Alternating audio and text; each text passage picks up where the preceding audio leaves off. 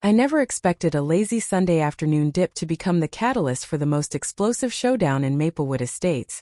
But when HOA Karen stomped onto my property with a cell phone pressed to her ear and a glare sharp enough to cut glass, I knew her complaint would land like a bombshell. She barked that I was flagrantly violating neighborhood covenants by allowing my children's cousins to swim without formal membership cards, summoning the county sheriff to enforce her imagined edicts. The moment her eyes landed on the glint of my father's ring on my Hondan amateur heirloom glazed with decades of civic pride, her smug certainty faltered.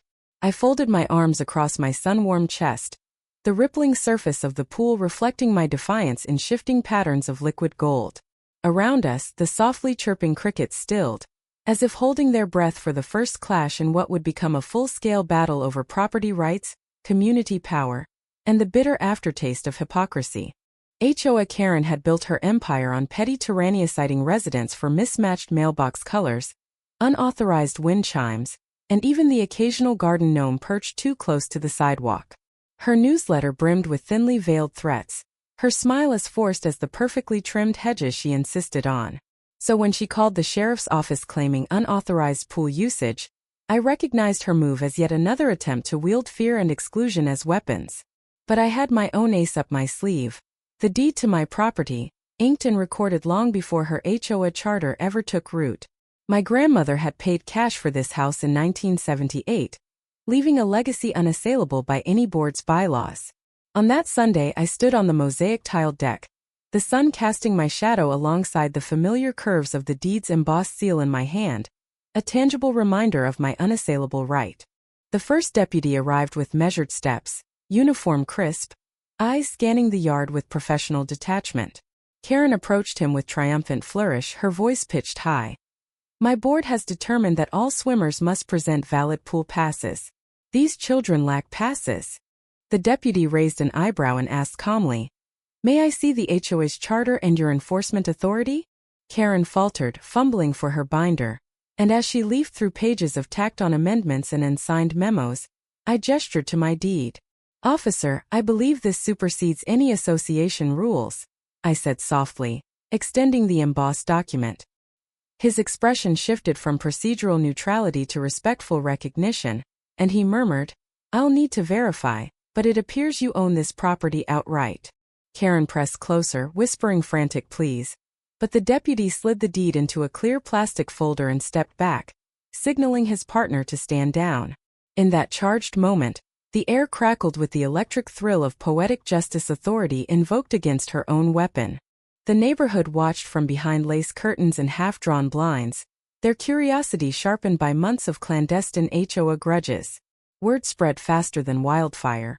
"Pool drama at the Smiths," Karen's at it again.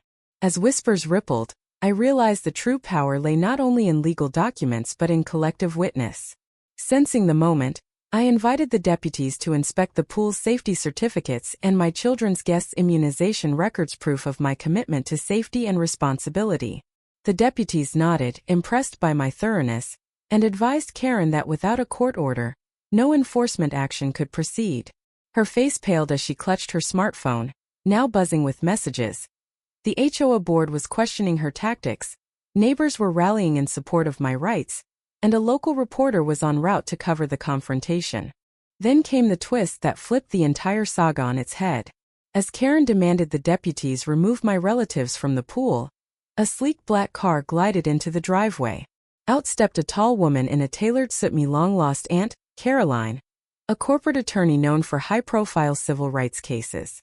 She raised a single eyebrow at the unfolding scene, her presence commanding the collective attention of onlookers. "Is there a problem here?" she asked, voice cool and precise. Karen's scowl deepened but her composure cracked. Before Karen could speak, Caroline unveiled a thick envelope labeled HOA Compliance Review, containing a sworn affidavit from corporate counsel. The HOA's bylaws had never been ratified by all property owners, rendering their enforcement powers legally void. The affidavit also detailed evidence that Karen had misused HOA funds to bankroll her security contractors' patrols, a misuse that could constitute embezzlement under state law. Gasps echoed through the yard as Caroline handed copies to the deputies and handed another to me.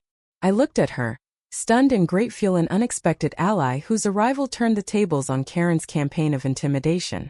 Karen's shoulders slumped under the weight of her own unraveling empire. The deputies, duty-bound, informed her that they would refer the incidents for investigation, and she was urged to seek independent counsel. Her argument dissolved into tremulous apologies, but no one listened. The jeers and calls for her resignation rippled louder than her pleas. As the deputies departed, my aunt clasped my shoulder and whispered, "You did right by standing your ground." The neighbors, emboldened by the spectacle and the clear demonstration that HOA authority had limits, cheered and offered congratulations. Children dove back into the pool with renewed delight, their laughter splashing like defiant raindrops against the marble deck. In the days that followed, the HOA board convened an emergency meeting to address the legal challenge. Karen, stripped of her security detail and credibility, attempted to defend her actions, but legal counsel recommended her immediate suspension pending a forensic audit of HOA finances. The neighborhood rallied around the petition led by my aunt and me, demanding transparency, proper ratification of bylaws, and democratic elections for board positions. When the official vote was tallied, 75% of residents sided with reform, removing Karen from her chairmanship and installing a committee of volunteer homeowners pledged to uphold fairness and community spirit. Yet the real victory proved to be more than policy changes. Maplewood Estates experienced a renaissance of neighborly connection. Weekend potlucks replaced tactical enforcement meetings, a communal garden sprouted where security cameras once stood, and children's laughter echoed across the cul-de-sac without fear of complaint. My midnight blue garden nomisa, a separate rebellion of whimsy, lined the edge of the pool deck. Silent sentinels commemorating the day tyranny was drowned by solidarity and legal right. I found myself drafted into the new HOA's advisory council, tasked with drafting bylaws that balanced safety with freedom. Each clause we wrote bore the imprint of our collective ordeal, a living testament that rules serve people, not the other way around. In the final act of this suburban drama, I invited Karen to a reconciliation meeting strictly voluntary where she offered a tearful apology for her heavy-handed approach and admitted that her fear of losing control had blinded her to the human faces behind her rules. While some neighbors accepted her olive branch, others remained skeptical, demanding she demonstrate genuine change over time. I watched her, once an imperious figure, now humbled, and felt a measure of compassion. After all, transformation often begins with the bitterest of lessons. Now, as the sun sets behind the palm fronds lining my backyard fence and the pool's surface shimmers with the promise of another peaceful evening, I ask you, was it right for me to marshal legal firepower and familial alliances against Karen's overreach? Or should community disputes be settled quietly, without public spectacle? Share your verdict, right or wrong.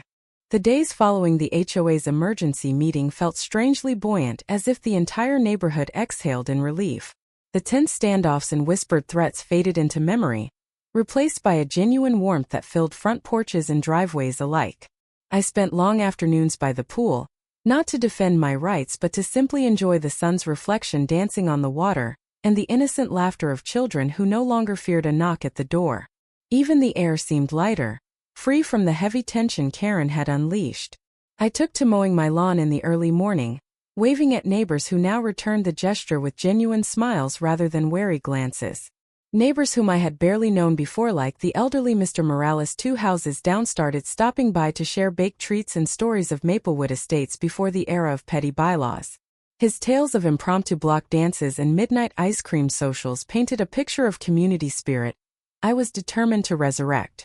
On weekends, I worked with a small committee to repaint the old wooden bench in front of my house, transforming it from a dilapidated eyesore into a colorful gathering spot. As brushes swept vibrant hues onto the wood, we chatted about garden plans, local events, and our shared aspirations for the neighborhood. Each splash of paint felt like a stroke of renewal, covering scars of division with fresh hope. My Aunt Caroline, ever the legal eagle, organized informal workshops on homeowners' rights and fair governance. She brought printed guides and illustrated charts, explaining complex legal language in clear, relatable stories.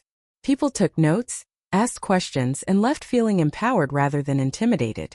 Even Mrs. Delgado, whose wind chimes had once been the object of Karen's ire, struck up lively debates about the boundaries between personal expression and community standards.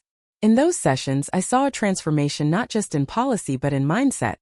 Residents began to recognize themselves as active participants in shaping their environment, rather than passive subjects to unseen rulers. Meanwhile, the HOA's newly elected board held listening sessions under the gazebo by the community garden. Attendees streamed in after work, clutching notebooks and coffee mugs, eager to voice hopes and concerns. These gatherings had no hidden agendas, just genuine conversation. A teenager named Eli proposed adding art installations along the sidewalks. Mrs. Patel suggested a monthly potluck. Mr. Johnson pitched a neighborhood watch that was more about friendly check-ins than fear-mongering. Each idea was met with thoughtful consideration, and decisions were made by open vote rather than quiet decree. When the board approved the first community mural project, 10 houses, each painting a panel reflecting their heritage, the entire street buzzed with anticipation. I volunteered to help organize the kickoff event, sourcing paint cans and drop cloths, while children practiced handprints on scrap wood. On the day of the mural reveal, residents gathered with pride to admire our collective masterpiece. A vibrant tapestry of colors and stories that stretched across a long wall near the cul-de-sac entrance. Karen's name was nowhere to be found, but the spirit of her failure lingered as a cautionary backdrop, a reminder of what happens when power goes unchecked. As I stood before the mural, I felt a gentle tap on my shoulder. It was Sarah from 2 doors down, a shy artist who had rarely spoken to me before. She held a camera and offered to photograph me against the backdrop of the mural I'd helped create. Her smile was warm, genuine, unburdened by fear. I agreed, and the resulting emoji, a snapshot of me beaming in front of swirling colors, became the cover photo for our new neighborhood newsletter, Maplewood Moments. In offices and homes across town, people remarked on the striking cover, a testament not just to art but to the power of unity. Life on Maplewood Estates continued to flourish as months passed. The deed dispute that sparked the conflict settled into archival obscurity, filed away by county clerks and forgotten by legal clerks whose dockets overflowed with more pressing matters. The security contractor Karen had hired faced license scrutiny and fines from state regulators for improper operations, a final verdict in the saga of intimidation. Karen herself moved away quietly one late night. Her house sold to a young couple excited to join our revitalized community. Though reports circulated of her disillusionment with HOA politics, most of us simply wished her well, believing that every story deserves a chance at redemption, even hers. In her empty yard, we planted a tree as part of our annual Arbor Day celebration, a symbolic gesture of growth springing from the roots of discord. As my own life settled into a comfortable rhythm, I reflected on the unexpected journey that began with a pool and an accusation. What started as a petty power play had blossomed into a profound rebirth of neighborly trust and collective purpose. I often walked my dog, Luna, along the sidewalks, greeting familiar faces and stopping to chat about upcoming events or shared memories. When I passed families gathered around their own pools or front lawns, I felt a deep satisfaction that the simple pleasures of suburban life had been safeguarded by our community's courage. One crisp autumn evening, I received an invitation from the county commissioner to speak at a statewide conference on civic engagement. The event would bring together community leaders, activists, and local officials from across the state to share best practices. Nervous but honored, I prepared my remarks, weaving together anecdotes from Maplewood Estate, show a deed and a bit of courage rallied neighbors, how transparency dispelled fear, and how compassion endured long after confrontation ended. The night before the conference, my aunt sat me down and reminded me that a story's power lies not in its drama, but in its capacity to inspire others to act. With her encouragement, I realized that Maplewood's experience could ripple outward, igniting hope in neighborhoods still trapped by oppressive bylaws or silent acquiescence. At the conference, I stood on a stage under bright lights, facing a sea of faces eager for guidance. I spoke without notes, recounting the saga of unauthorized pool use, the county deputy's surprise, my aunt's timely arrival, and the neighborhood's collective embrace of reform. I emphasized a simple truth: communities thrive when every voice is heard, when rules serve people with fairness, and when citizens refuse to let fear dictate their lives. The room erupted in applause, but the real reward came afterward, in conversations with attendees describing their own struggles and dreams. In the days that followed, emails poured in. Requests for my presentation slides, invitations to consult on charter rewrites, and heartfelt thanks from individuals who felt less alone in their fight against abuse of authority. Back home, Maplewood Estates carried on with its renewed spirit. The mural became a landmark for neighbors and visitors alike. Weekend gatherings and holiday lights displays sparked traditions that warmed even the coldest winter nights. My midnight blue gnomes, once symbols of quiet defiance, now perched on a shelf in my living room, reminders of how small acts can ripple into powerful change. And as I looked out over the gently illuminated street each evening, I understood that our greatest strength lay not in bylaws or deeds but in the simple bonds of trust we had forged. Now, after this journey of conflict and community rebirth, I ask you, when standing up against overreach, is it right to wield public spectacle and legal alliances, or should we seek quieter resolutions that preserve privacy and harmony? Share your verdict, right or wrong.